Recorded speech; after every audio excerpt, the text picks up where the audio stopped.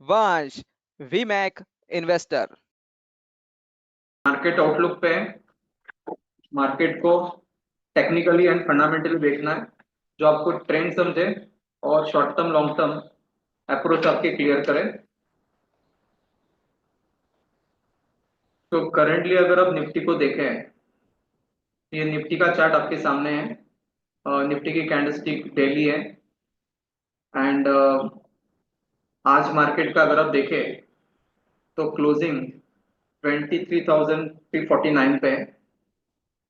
I hope so कि पिछले एक महीने के लोएस्ट रेट पे वी आर क्लोज।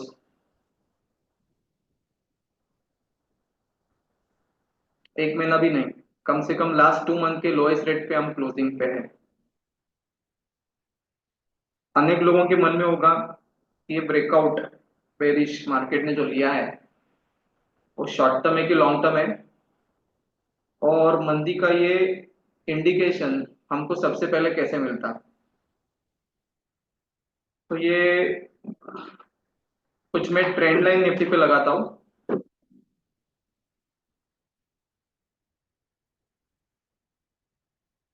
यहां से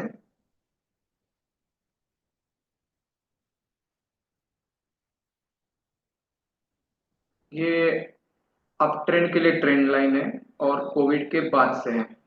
तो लगभग मार्च 2020 के बाद मार्केट ने एक अपर ट्रेंड स्टार्ट किया है और उसको इंडिकेट करने के लिए लाइन है, कैंडलस्टिक डेली है। और ये लाइन अगर आप देखें तो यहाँ ऐसे स्टार्टिंग पॉइंट है, यहाँ वो ऐसे टच है एंड दैट्स व्हाई ये लाइन वैलिड है, मतलब सही है।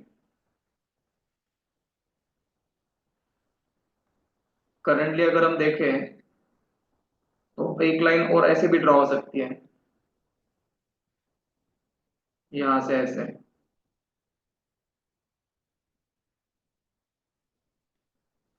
तो वी आर अराउंड देयर, जिसको टेक्निकल चीज की भाषा में पंप कहते हैं, पंप रन एंड रिवर्सल। इस तरह के पैटर्न होते हैं जो तेजी को मंदी में कन्वर्ट होते वक्त ढूंढे जाते हैं और मंदी को बहुत ही अर्ली स्टेज पे आइडेंटिफाई करते हैं। तो डेली कैंडलस्टिक्स पे अगर हम देखें यहाँ, तो ये जो पैटर्न है इसको टेक्निकल एनालिसिस में इवनिंग स्टार कहते हैं। और ये वो पीरियड है कि जहां रिसेंटली अगर आप देखें 27 सितंबर 2024 को मार्केट ने ऑल टाइम हाई 26,277 26,277 ये हाई पकड़ा, और उसके तुरंत नेक्स्ट डे गैप डाउन के बाद एक इवनिंग स्टार है। तो यहाँ एक अंदाजा आ जाता है कि मार्केट ने एक ओवरबॉट सिचुएशन ले लिया है और एक शार्प मंदी का इंडिकेशन है, और तब से लेके अब तक मार्केट इज जस्ट फॉलिंग। तो यहाँ से मार्केट ने अपना मंदी का एक अच्छा साइन चार्ट के ऊपर via candlestick pattern bearish angle से दिया था। और उसके बाद अगर आप देखें तो जोरदार गैप डाउन के बाद कंटिन्यूस फॉल है। अब इसके फंडामेंटल चीजों पे अभी नहीं जाना है, but charts gives a clarity. और अभी मैं कुछ इंडिकेटर यहाँ डालने वाला हूँ।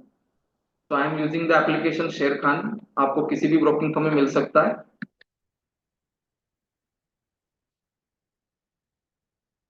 तो यहाँ मैं एक इंडिकेटर का ऑस्किलेटर ऐड करूंगा, MACD histogram, exponential 9, exponential 12, exponential 26, standard format. Okay, तो ये MACD हिस्टोग्राम यहाँ आ जाएगा बॉटम पे, आ गया। सेकंड, इसको हम इंडिकेटर कहेंगे। अब ऑस्किलेटर अगर चाहते हैं आप तो स्टॉकिस्टिक आएगा। स्टॉकिस्टिक सिंपल, एवरेज 1 के पीरियड 10, तो 10 दिन का स्टॉकिस्टिक आएगा, अप्लाई, आ गया।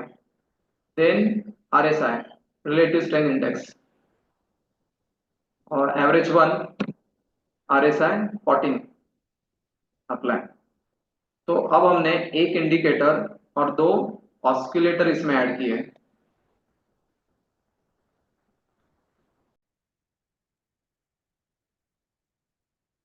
तो माय फ्रेंड, जब मार्केट ने यहाँ टर्न किया, जस्ट लाइक यहाँ से 27 सितंबर से, तो 27 सितंबर को अगर आप देखते हैं MACD अपवर्ड था, green candles, green bars upward, zero line के ऊपर, और यहाँ से रेड की शुरुआत है। तो यहाँ भी MACD ने भी बेरिश साइन दिया था। देन स्टॉकिस्टिक भी यहाँ 80 अबो है। तो माय फ्रेंड, 80 अबो, आप में से कुछ लोग जानते होंगे स्टॉकिस्टिक 80 अबो क्या मीनिंग रखता है। तो ओवरबॉट मतलब अति तेजी हो चुकी है, और उसने भी यहाँ अपने आप को बेरिश साइन दे दिया। एंड RSI अगर सबसे नीचे है तो वो भी 70 के ऊपर है।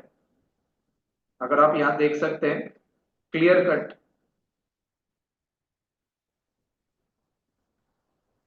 70 के ऊपर था RSI, और अब नीचे अगर अब तक 70 पे नहीं आया है।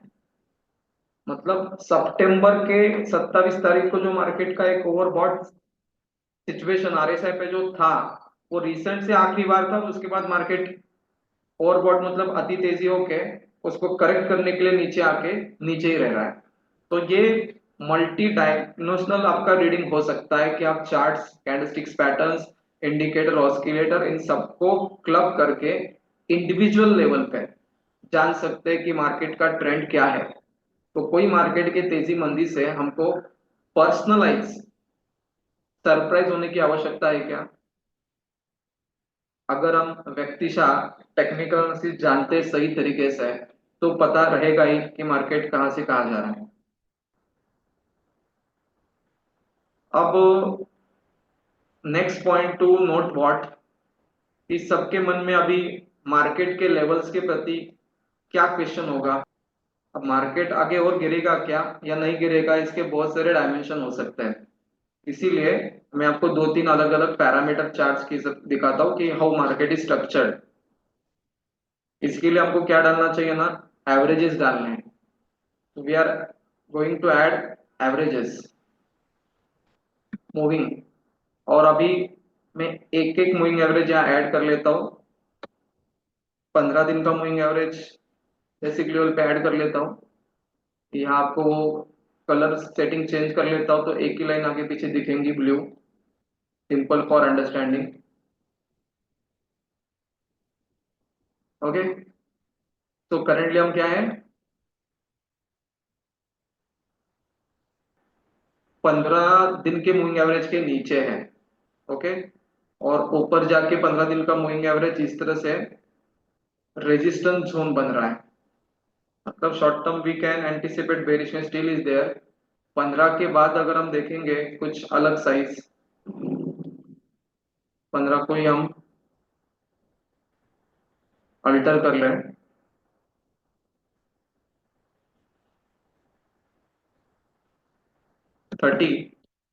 30 दिन के मूविंग एवरेज के भी हम काफी नीचे हैं। मतलब एक डेढ़ महीने के हिसाब से भी मार्केट का ट्रेंड आगे के लिए बेरिश है।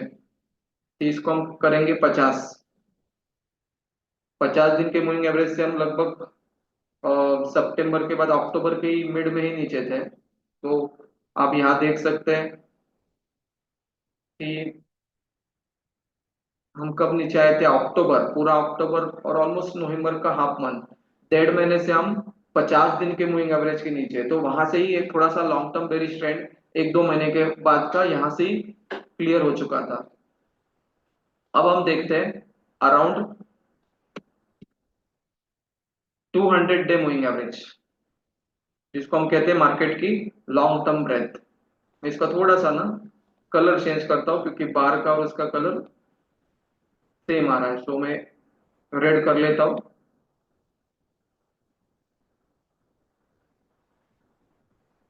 तो 200 डे की लाइन यहाँ आ गई है।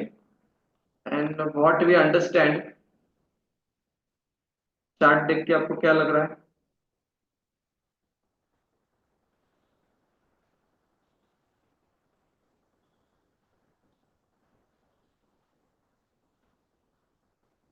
कि मार्केट 200 डे मूविंग एवरेज के नीचे जा चुका है 2 दिन से। एक दिन दोजी है, सेकंड लास्ट, और लास्ट आज। आज मेरे ख्याल से फुल रेड कैंडलस्टिक पहली बार 200 डे मूविंग एवरेज के नीचे है। और ये बात सबसे पहले, इसके पहले कब हुई थी? समवेयर अराउंड हियर, लगभग मार्च 23 को हम लास्ट 200 डे मूविंग एवरेज के नीचे पहली बार थे। और वो भी कितने समय तक थे? You can check it that वे।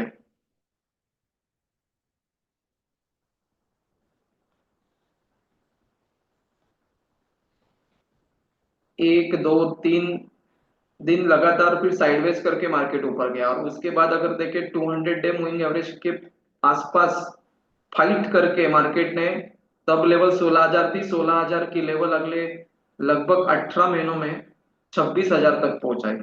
तो सवाल टेक्निकल एंड लॉजिकल ये है कि क्या 200 डे मूविंग एवरेज को मार्केट ने क्रॉस किया तो लॉन्ग टर्म मंदी आएंगी क्या? क्योंकि ये जो लोग सीखे होते हैं ना, इनके मन में यही सवाल होता है कि 200 day moving average has been breach. आप बहुत सारे चैनल्स देखते हैं ना, तो उसमें एक ब्रेकिंग न्यूज रहती है लाइव मार्केट में कि Nifty has come below the 200 day moving average. तो 200 डे मूविंग एवरेज के नीचे यदि मार्केट जाता है तो मंदी आती है क्या, जोरदार और तुरंत? तो इसका जवाब ना है। तो करंटली अगर हम 200 डे मूविंग एवरेज के नीचे जा रहे हैं, तो 2 3 पार्ट ऐसा है कि हम तुरंत जोरदार नहीं गिरेंगे। थोड़ा सा 5 10 15 20 दिन मार्केट ना साइडवेज और वॉलेटाइल रहेगा, जिससे लोगों के मन का मार्केट के प्रति कंफ्यूजन और बढ़ सकता है पर्सनल लेवल पे। क्योंकि लोगों को लगता है कि अगर मार्केट बढ़ने वाला है तो गिरने के बाद तुरंत बढ़ना चाहिए, like a V shape recovery. तो होता है ना, this is called as V shape recovery, कि मंदी खत्म, तेजी की शुरुआत। But I think market current situation में बहुत जल्दी वी शेप रिकवर नहीं होगा, वो यू शेप रिकवर होगा, लाइक दिस। तो अगर आप यहाँ है तो इतना पीरियड आपका और जाएगा, this is called as consolidation and volatility. तो लाइक दिस, तो वी शेप रिकवरी की चांसेस काफी कम है। सवाल ये होता है कि अगर हमने 200 डे मूविंग एवरेज क्रॉस किया तो और कितना नीचे गिरेंगे, means what are the next support levels. तो उसके लिए कुछ कोशिशें करते हैं। What are they? यहाँ से एक हॉरिजेंटल लाइन लेके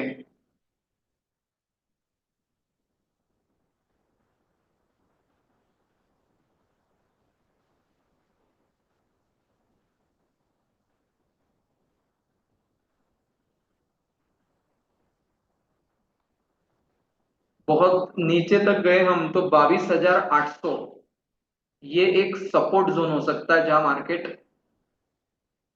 शॉर्ट टर्म में या लॉन्ग टर्म में सपोर्ट लेके ऊपर जा सकता है। तो ये लेवल शुड बी नोटेड। 22,800, यहाँ से अभी भी 500 पॉइंट नीचे है ना। 500 पॉइंट और नीचे गया तो लोग अभी अभी मार्केट में उतरे होंगे, नए होंगे, तो कितने डरेंगे ना, कल्पना कर सकते हैं उसकी।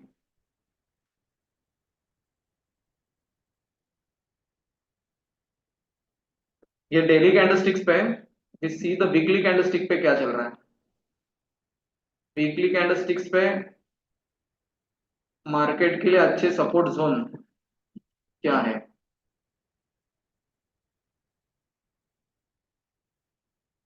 वही लेवल है, अराउंड 22,780। तो 22,780 एंड 22,800, ये लेवल के आसपास मार्केट सपोर्ट ले सकता है। ओके, तो उम्मीद की अच्छी किरण या आखिरी किरण। डे कैंडलस्टिक्स पे हम वापस आ जाएं। Okay, day candlesticks. तो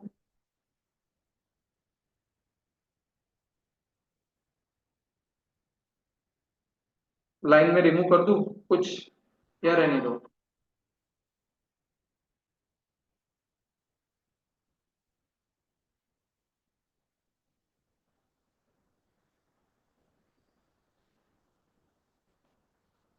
तो कैन यू टेल में मैंने क्या ड्रॉ किया यहाँ?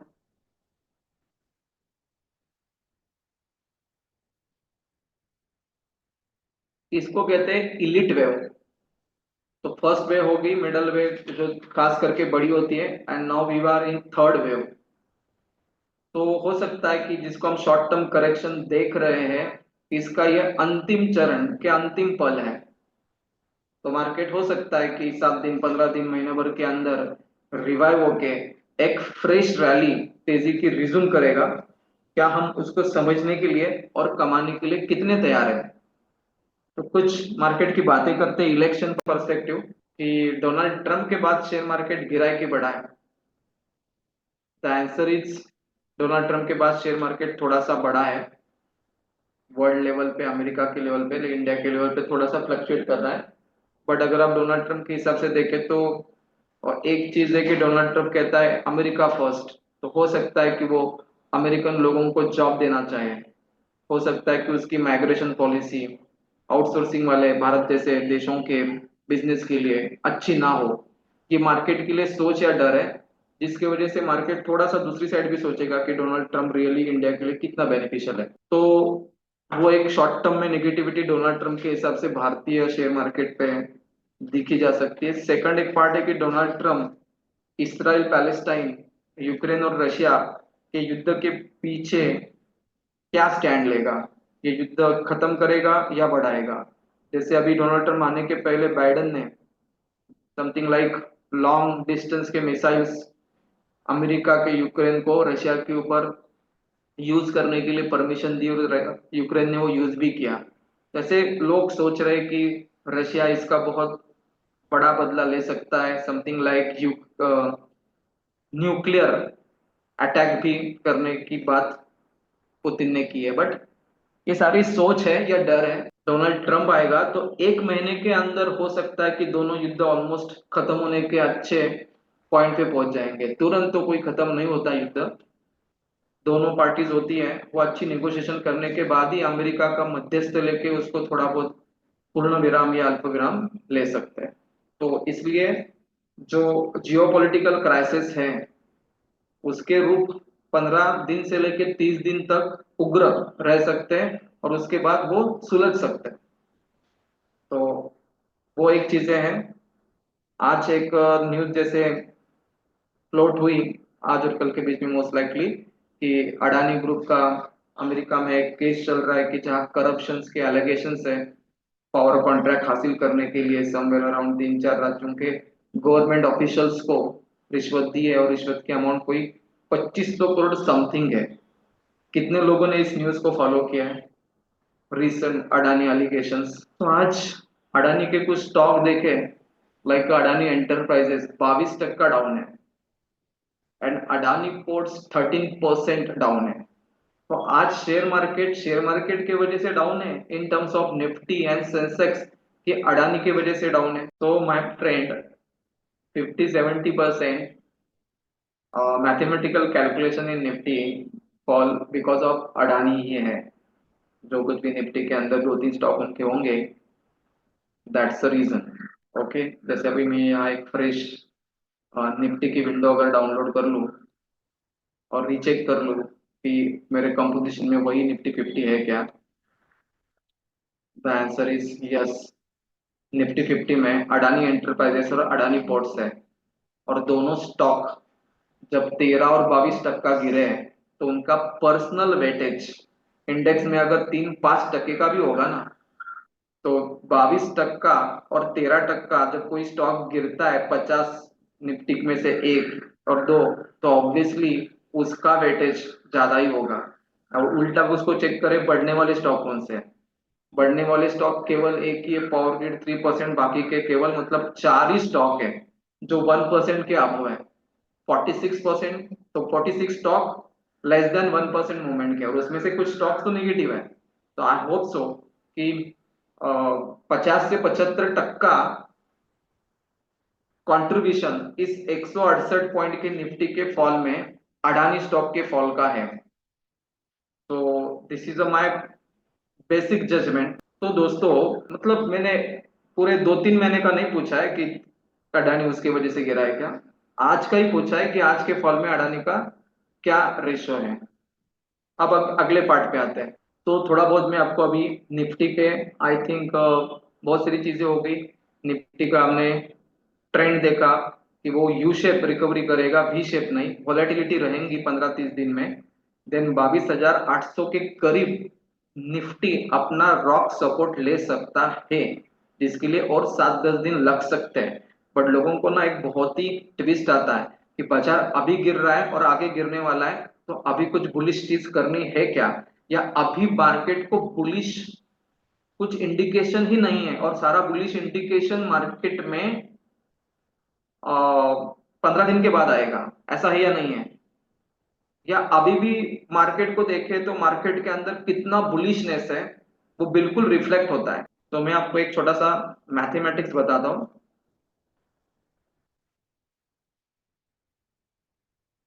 निफ्टी का ऑल टाइम हाई कितना था? 26,277, बराबर।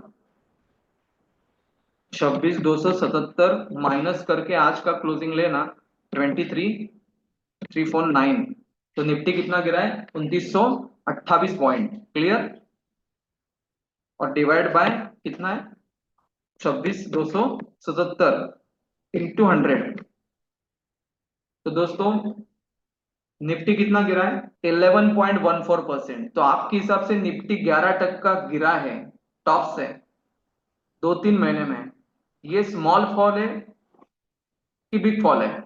और इतना गिरना करेक्शन है या लॉन्ग टर्म डाउन ट्रेंड का पैच है, स्टार्ट है? तो माय फ्रेंड दोस्तों की लगभग एक आध साल में निफ्टी अगर 40-60% बढ़ जाए और 11% गिर जाए कुछ नहीं होता। 2-3 साल में निफ्टी अगर 100-150% बढ़ जाए और आप टॉप से 11% आते हो, ये कोई मंदी नहीं है, कोई मंदी के लक्षण भी नहीं है लॉन्ग टर्म मंदी के। फिर से रिपीट करता हूँ, ये कोई मंदी नहीं है 11% गिरना। ये लॉन्ग टर्म मंदी मतलब और 6, 12, 18 महीना हम गिरने ही वाले, इसके लक्षण है। इसका भी मैथमेटिक्स नहीं है, सिर्फ साइकोलॉजिकल। हम सोच रहे देख रहे कि जो लोग 3-4 साल से शेयर मार्केट की तेजी ही देख रहे हैं, और अनेक लोगों का कोविड के बाद ही अकाउंट खुल के शेयर मार्केट के अंदर आने का जो निमित्त रहा है, उसके बाद का हो सकता है ये one of the duration wise faster fall है। बीच में मार्केट इससे ज्यादा भी गिरा था। मतलब अगर आपको देखना है कोविड के बीच में अगर मार्केट गिरा है ना, तो कैसे गिरा है कोविड के बाद? यहां मार्केट गिरा था, देखो, ऐसे। ये भी एक फॉल है, बट ये फॉल कुछ ऐसी है और ये फॉल कुछ ऐसी है, क्लियर अनक्लियर। लेकिन अभी की जो फॉल है ना, जिसको हम कहते हैं स्टीप फॉल, तेज तर्रार गिरावट है। तो ऐसी तेज तर्रार गिरावट कंटिन्यूस डेज पे ज्यादा वो गिरता है, तो वो साइकोलॉजिकल इंपैक्ट मैथमेटिकल इंपैक्ट से ज्यादा बेरिश होता है। आप अगर देखें ना, यहाँ पिछले 2 महीने में अगर आप देखें ग्रीन कैंडलस्टिक्स कितने प्योर क्वालिटी वाले हैं, 1, 2, 3 और 4, ये सब नो। मतलब आप कैंडलस्टिक जानते हैं तो कैंडलस्टिक ग्रीन ज्यादा है, लेकिन वो बाकी के एवरेज और वीक है। और जो मैंने बताया वो हार्डली 4 या 5 ही दिन है लास्ट 2-3 मंथ्स में जहां मार्केट ने सॉलिड तेजी बनाई है। और आप देखो तो केवल यही 2 दिन थे जहां बैक टू बैक तेजी आई है। अदरवाइज बहुत सारे दिन पे तेजी सिर्फ single day and second day sideways और बेरिश मार्केट रहा है। तो दैट्स अगर कोई 27 सितंबर से आज तक 21 नवंबर तक देख रहा है, लगभग 1 महीने के करीब, तो उसको साइकोलॉजी लगेगा कि हमारे बहुत गिरे हैं, कंटिन्यूस गिरते जा रहे हैं, तेजी कहाँ है, करेक्शन कहाँ खत्म हुआ है। और इसी पैच में अगर हम आपको यहाँ लेके आए इन दिस पीरियड, ये जो भी लॉन्ग टर्म तेजी का ही हिस्सा है, सिर्फ वो करेक्शन थोड़ा सा ड्यूरेशन वाइज ज्यादा था 2022 के यहाँ। ये करेक्शन स्टार्टेड यहाँ अक्टूबर एंड एंडेड ऑलमोस्ट यहाँ जून तक। तो ये भी एक आपको लगता है लॉन्ग टर्म डाउन ट्रेंड है, ऐसा नहीं है। बट यहाँ प्राइजेस कैसे गिरे हैं, यहाँ प्राइजेस इस तरह से गिरे हैं, और अभी जो प्राइजेस है वो ऑलमोस्ट ऐसे गिरे हैं। दैट्स बाय हो सकता है लोगों को 11% का मैथमेटिक्स समझ में नहीं आ रहा है, वो 11% गिरने को 25-30% मार्केट गिर रहा है इस प्रकार से सोच रहे होंगे, तो वो चेक करने की जरूरत है। इसलिए मैंने ये सारे लाइंस रिपीट किए हैं, या वो हिस्ट्री आपको दिखाने की कोशिश कर रहा था। देन एक पार्ट ऐसा है कि कई स्टॉक इस वक्त न्यू लाइफ टाइम हाई पे है।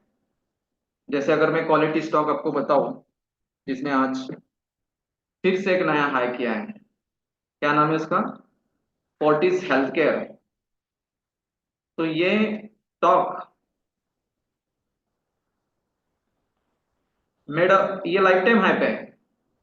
तो दोस्तों मुझको आप अपना कॉन्फिडेंस बताओ नॉलेज वाला, कि निफ्टी 11% नीचे है और फोर्टीज लाइफ टाइम हाई पे है, और 27 सितंबर को फोर्टीज कहा था,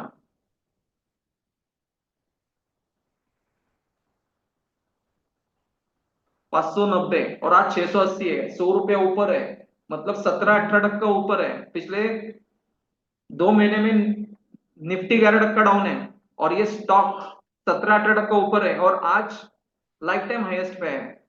तो इसको शेयर मार्केट का मंदी का असर हो रहा है, नहीं हो रहा है, क्यों, दैट्स अ क्वेश्चन मार्क। कि मार्केट में कॉमन सिचुएशन सारे स्टॉक में क्यों नहीं दिख रही है, निफ्टी बेरिश तो ऑल बेरिश, कॉन्ट्रारियन क्यों दिख रहा है। And we are talking with some quality stocks like a Fortis, जो टॉप 5 हॉस्पिटल चेन सिस्टम में आती है। आप दूसरा स्टॉक क्यों आया ऐसे ही सेम, मुझको तो एक की जरूरत थी लेकिन आज दो आ गए। कहाँ है 27 सितंबर, जहां से मार्केट ने अपने को गिरना चालू किया था। ओके, 27 सितंबर यहाँ होता है। 27 सितंबर के बाद का लोएस्ट रेट से हम काम कर रहे हैं, तो 645 था, 645, 645 का हाईएस्ट रेट है 796। हम कौन से शेयर की बात कर रहे हैं, क्या नाम है इस कंपनी का, इंडियन होटल। जानते हैं क्या आप इसको, 796 आज का हाईएस्ट प्राइस, माइनस अगर हम बॉटम निकाले 27 सितंबर के बाद का 645 डिवाइड बाय 645 इंटू 100 बराबर ना, 23% अप है। जहां निफ्टी 11% डाउन है, वहां स्टॉक 23% अप है।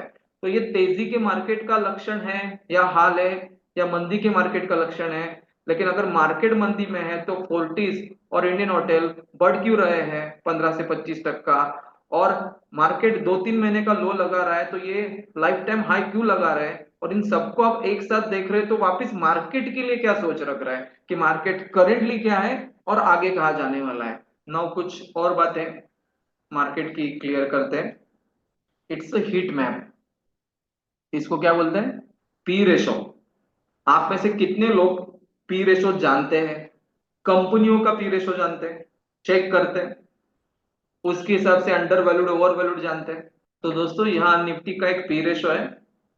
निफ्टी का पी रेशो अगर आप देखें तो 2024 का पीक कहाँ था, 23.9, पीक क्या था 24.26। तो आई थिंक जब हम हाईएस्ट रेट पे थे 26,226, तब ये पीक था। और अब थोड़ा सा मार्केट क्या हो रहा है, पी रेशो में नीचे आ रहा है। तो गुड और बैड। और अगर आप देखें कि बहुत मंदी जब होती है, तो पी रेशो कहाँ तक आ सकते हैं। जैसे मोदी सरकार के पहले जो मंदी थी, तो 2013 में पी रेशो 17-18 तक आए थे। उसके बाद कंसिस्टेंटली 20-22 तक गए। देन 20-21 का नहीं देखना चाहिए, क्योंकि वहां जीडीपी नेगेटिव है, तो वो थोड़ा अलग कैलकुलेशन है। तो 38-40 जैसा पी रेशो इंडिया कोई करंटली एंजॉय नहीं करता। वो थोड़ा सा लैगिंग इफेक्ट ऑफ रिजल्ट्स है, जिस वजह से वो 38-40 ऐसा पी रेशो आता है।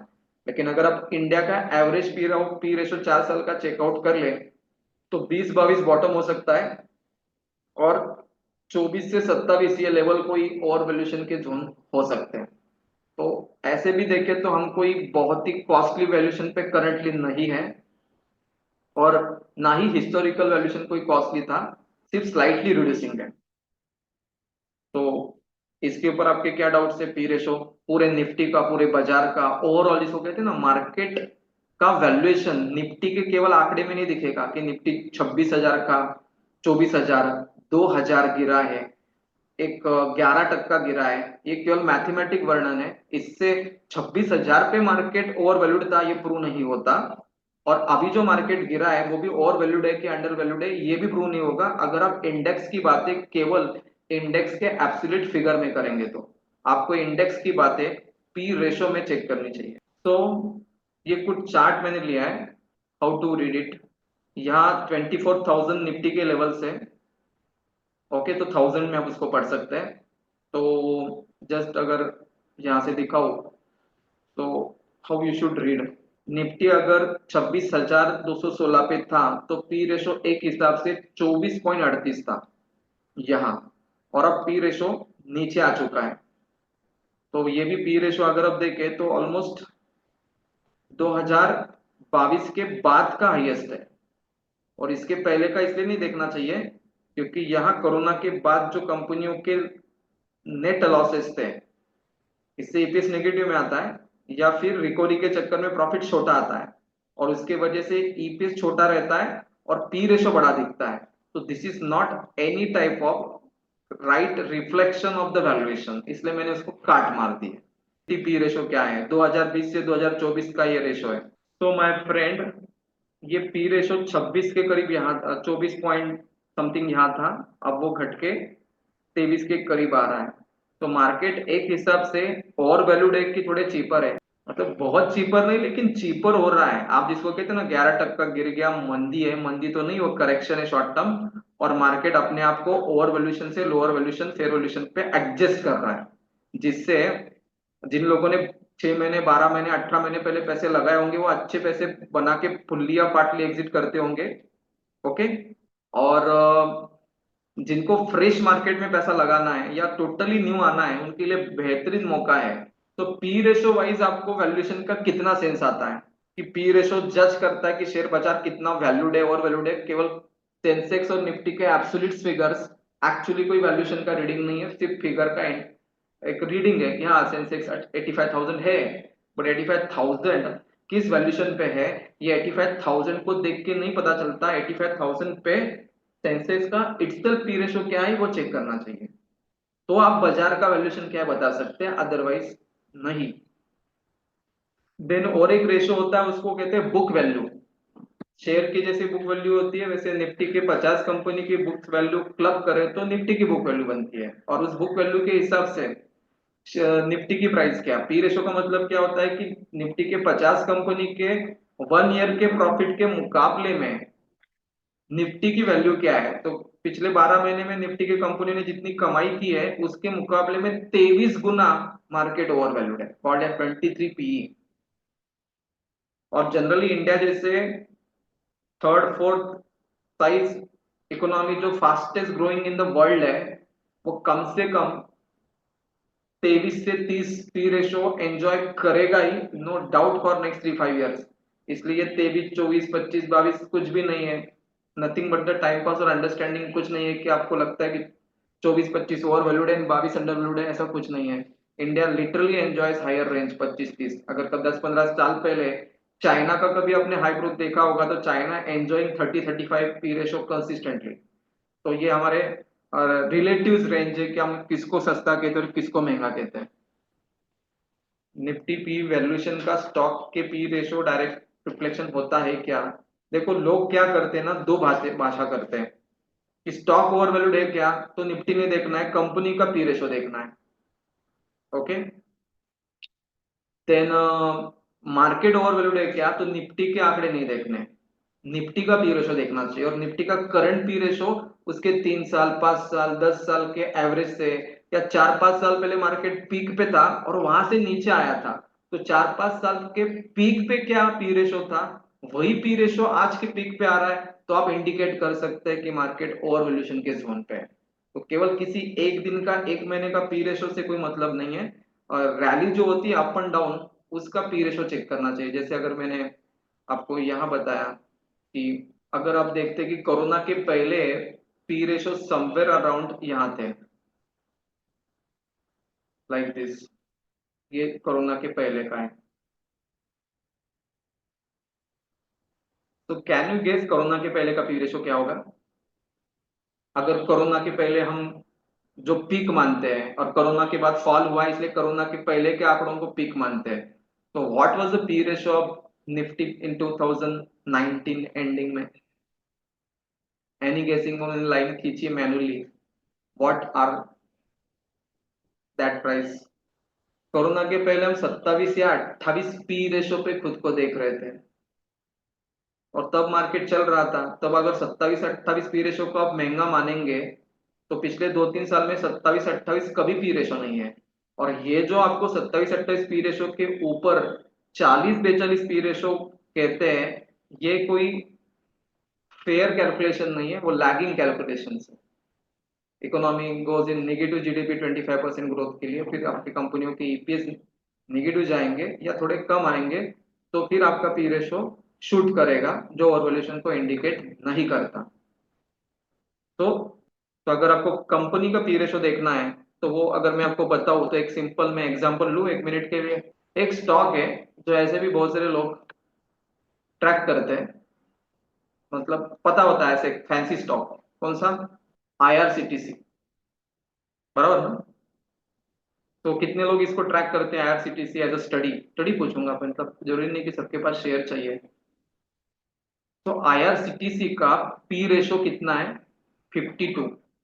निफ्टी के पी रेशो से डबल। लेकिन अगर आप इसका हिस्टोरिकल पी रेशो देखें, तो यहाँ एक चार्ट आता है,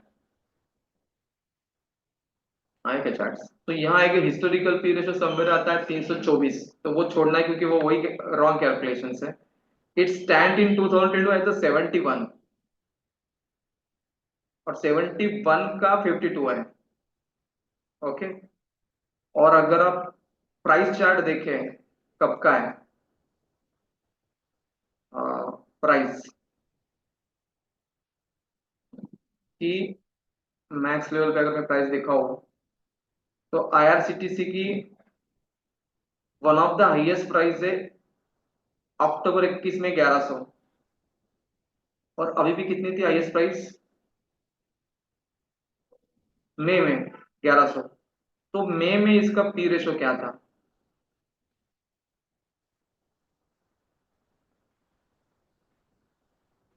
80। तो माय फ्रेंड 80 पी रेशो पे आईआरसीटी चीपर और कॉस्टली, टेल में। मई में आईआरसीटीसी जब 1100 था, ऑलमोस्ट ऑल टाइम हाई, इसका पी रेशो 80 है। 80 का मतलब होता है कि आज की जितना कंपनी कमाती है, उसके अगले 80 सालों का प्रॉफिट आज के शेयर प्राइसेस में ऑलरेडी कवर कर लिया या कन्वर्ट किया है। तो 80 पी रेशो, चीपर और कॉस्टली, आज रेलवे के टिकट बुकिंग में और बाकी के चीजों की बुकिंग में ये almost one and only company है। तो एक कंपनी के, एक इंडस्ट्री के मोनोपोली को भी देखते हुए 80 साल की अगली अर्निंग आज के प्राइस में आप उतार देंगे, और आप कहेंगे मैं 1100 पे आईआरसीटीसी अंडर वैल्यूड देख के उसको 1400-1500 देख रहा हूं, क्योंकि इस इंडस्ट्री में कोई आईआरसीटीसी को कंपटीशन नहीं है, इस सोच से शेयर खरीदना 1100 पे, और आज उसका पी रेशो कितना है? 52 है। और 1100 का शेयर प्राइस आज कितना है?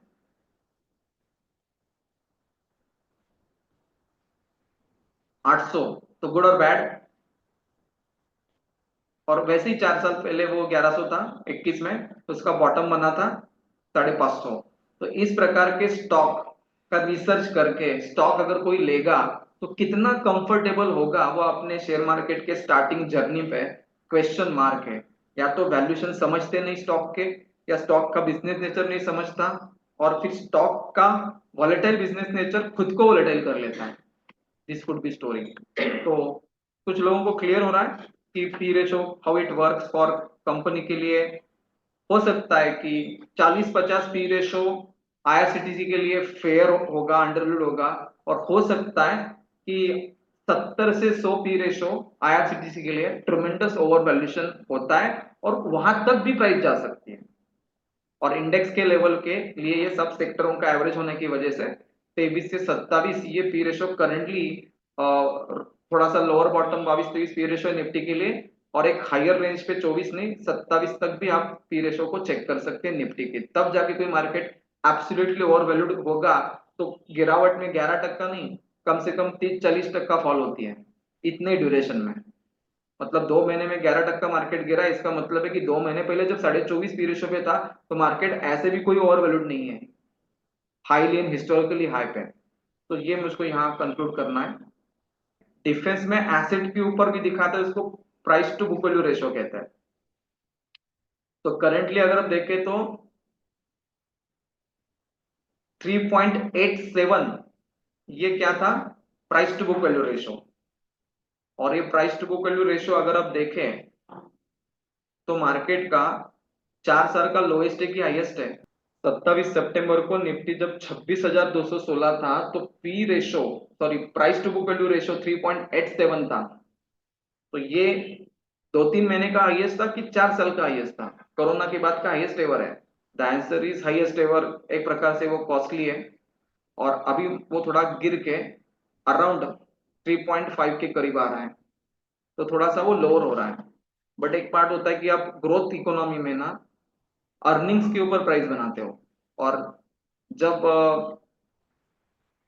बेरिशनेस होता है तो मार्केट प्राइस एसेट के करीब आती है। तो इसलिए 3.87 भी ऐसा कोई ओवर वैल्यूड मार्केट का इंडिकेशन नहीं, लेकिन फिर भी कॉशियसनेस बरतना चाहिए और वो लोग बरतते हैं। तो बहुत सारे लोग price to book value ratio, asset से शेयर प्राइस का correlation, price to earning ratio, profit से शेयर प्राइस का कोरिलेशन चेक करके या तो शेयर की प्राइस बनाते हैं या शेयर प्राइस और इंडेक्स प्राइस कितनी ओवर वैल्यूड है, अंडर वैल्यूड है, इसको जज करते हैं। और फिर साइंटिफिक तरीके से आप शेयर मार्केट को टैकल कर सकते हैं और कॉन्फिडेंट रह सकते हैं। पी रेशो से शेयर प्राइस बनती भी है और पी रेशो से वैल्यूएशन भी समझता है, तो बहुत इफिशिएंटली पी रेशो यूज करना चाहिए।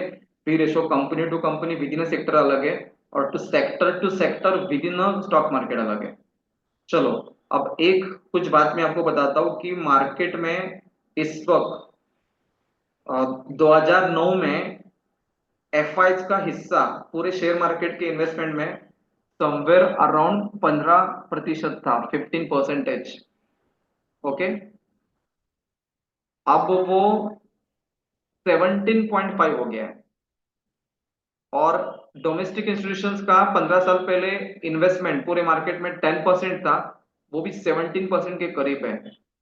तो क्या इससे इंडिकेशन आपको आता है कि कोरोना के बाद लोगों का स्टॉक मार्केट में डायरेक्ट इन्वेस्टमेंट बढ़ा है, लोगों का म्यूचुअल फंड के तहत लमसम और एसआईपी से इन्वेस्टमेंट बढ़ा है। ओके, तो आज लगभग 35% पैसा शेयर मार्केट का इंस्टीट्यूशंस का डायरेक्ट लगा ही है। और मैंने आपको आंकड़े बताए कि यहाँ अगर आप हाईलाइट कर पाएंगे तो ये डोमेस्टिक का ईयरली इन्वेस्टमेंट है, डोमेस्टिक इंस्टीट्यूशंस का, और फॉरेन इंस्टीट्यूशंस का इन्वेस्टमेंट है। तो अगर आप करंट देखें जनवरी से अब तक 76,000 करोड़ का एफआईज ने पैसा निकाला है। तो बहुत सारे लोगों को लग रहा है कि ये गिरने का कारण है क्या, लेकिन इतने पीरियड में उससे 6 गुना 6 टाइम पैसा डोमेस्टिक्स ने मार्केट में ऑलरेडी लगाया है। तो दिस इज गुड और बैड। एंड 2023 में भी डोमेस्टिक का इंस्टीट्यूशन एफआई से ज्यादा है। 22 में वो निगेटिव थे, विड्रॉल कर रहे थे, हमने 2,76,000 करोड़ डाले। 21 में भी सिर्फ कोरोना के पीरियड में एफआई ने ज्यादा डाले और डोमेस्टिक ने कम डाले। लेकिन 4 सालों का ट्रेंड क्या कहता है कि बाजार की जो लिक्विडिटी है या नॉलेज फोर्स है या मार्केट ड्राइविंग फोर्स है, वो इंडियन मार्केट के लिए फॉरेन इन्वेस्टर्स है या डोमेस्टिक इन्वेस्टर्स है, who are driving the market, who is investing the market, who is the giving direction to the market? My money, your money, or institutions money? An institution has a two flavor, domestic and foreign. और domestic लोगों का अगर 4.5 लाख करोड़ के करीब पैसा share market में इस साल 11 महीने के अंदर, 11 भी नहीं मेरे ख्याल से, वो 10 महीने, 10 महीने के अंदर इन्वेस्टेड है, तो वो पैसे डोमेस्टिक लोगों इंस्टीट्यूशंस के होते हैं कि हमारे होते हैं? तो आंसर है हमारा होता है। एसआईपी का पैसा वाया म्यूचुअल फंड इस डीआईज में आएगा। इंश्योरेंस का पैसा, ईपीएफ पीपीएफ का पार्टली पैसा भी शेयर मार्केट में इन्वेस्ट होता है। तो दैट्स वाई लोग इनडायरेक्ट वे से और डायरेक्ट वे से स्टॉक मार्केट में बहुत पैसे लगा रहे हैं, क्योंकि अब लोगों को एफडी और रियल एस्टेट के रिटर्न में भी अच्छे नहीं लग रहे, लोअर लग रहे हैं। सो उनको लॉन्ग टर्म इंडिया की ग्रोथ स्टोरी स्टॉक मार्केट में इन्वेस्ट करके ही लेनी है, जिसके वजह से उन्होंने अपने पैसे का मैंडेट खुद के डिमैट अकाउंट देख के इन्वेस्टमेंट करने के लिए लगाया, और साथ ही साथ म्यूचुअल फंड जैसे रूट्स को भी उन्होंने मार्केट में पैसे डालने के लिए तैयार रखा है। तो अभी करेक्शन में अपने बहुत अच्छे स्कीमों के लमसम भी इन्वेस्टमेंट करना चाहिए। बट इट्स वेरी गुड कि आप एसआईपी कंटिन्यू रखें, एसआईपी में अमाउंट ऐड करें, लमसम लगाए। मार्केट का करेक्शन हार्डली 15-30 दिन रहेगा, और मत भूलना कि 1 फरवरी को नया बजट आएगा, तो इकोनॉमी के हिसाब से जो कुछ भी रिवाइव करना है पॉलिसी में गवर्नमेंट कर लेंगी। आज महाराष्ट्र का एग्जिट पोल भी आ गया कल, लेकिन मार्केट ऊपर नहीं गया, बट आई होप सो कि महाराष्ट्र में हो सकता है बीजेपी आएंगी, झारखंड में भी बीजेपी आएंगी, यूपी में 50% सीट उनको आएंगी, इसके बावजूद भी मार्केट में तेजी नहीं आएंगी, क्योंकि वो ऑलरेडी फैक्टर्ड इन है। इससे अपोजिट होगा तो मार्केट थोड़ा गिरेगा। ये एक पॉइंट डोमेस्टिक आपके इलेक्शन से पॉइंट आउट करना चाहिए। And the last but not least, कि ये मार्केट 2 महीने से क्यों गिर रहा है, इसका एक विशेष कारण है। Chemicals, pharmaceutical, constructions and banks, इन कंपनियों के रिजल्ट एक्सपेक्टेशन से कमजोर है, और जिससे मेजोरिटी भी बनती है। तो टाइटल क्या है? Weaker Q2 result numbers bring the flood of earnings downgrades, global slowdown, shrinking operating profits margins, major concerns, says analyst. तो दुनिया भर में ग्रोथ स्लो है, तो जो इंडियन कंपनियों का बाहर जो बिजनेस है, लाइक टाटा स्टील का कोरस के तहत है एक्सेट्रा, टाटा मोटर्स का जेएलआर के तहत है, तो ग्लोबल स्लोडाउन से इंडियन कंपनियों का expanded global business slow earning दे रहा है, जो डोमेस्टिक पेरेंट कंपनी का भी उससे स्लो हो रहा है, और बहुत सारे कंपनियों का प्रॉफिटेबिलिटी कम है। और इसके वजह से मार्केट ने 27 सितंबर के बाद, जैसे सीजन चालू होता है 1 अक्टूबर से लेकर 14 नवंबर तक, तो बिल्कुल उस सीजन में बहुत सारे रिजल्ट आए, वो एक्सपेक्टेड हाई ग्रोथ से लो हाई ग्रोथ दिए, और वहां से मार्केट ने अपने आप को करेक्ट किया। तो भारत के करेक्शन का मेजर 60-70% थीम है कि कंपनियों के रिजल्ट एक्सपेक्टेशन को मैच नहीं करना है। ओके, तो this was a solid fundamental reason. But हो सकता है कि अगले क्वार्टर से 1-2 क्वार्टर में रिवाइव होगा, न्यू बजट और अच्छे रिजल्ट ला सकता है, वो तो होगा और होता भी रहता है। तो खराब मतलब इतने खराब नहीं है कि आपका ग्रोथ रेट एक्सपेक्टेड है 15% और आप 12 और 10% एक्सपेक्ट करेंगे, मतलब एक्सपेक्टेशन 15% की ग्रोथ की है और कंपनियां 12 और 10% ग्रोथ देती है, तो प्राइस जो ऑलरेडी हाई ग्रोथ को अज्यूम करके हाइयर वैल्यूएशन पे होती है, वो 5-10-20% करेक्ट होती है। इसके अलावा इस फॉल में कोई ज्यादा फंडामेंटल वीकर फैक्टर नहीं है। बट आई होप सो कि हमने मैक्सिमम चीजें कवर कर ली है। तो एब्सोल्यूट थैंक्स टू एवरीवन।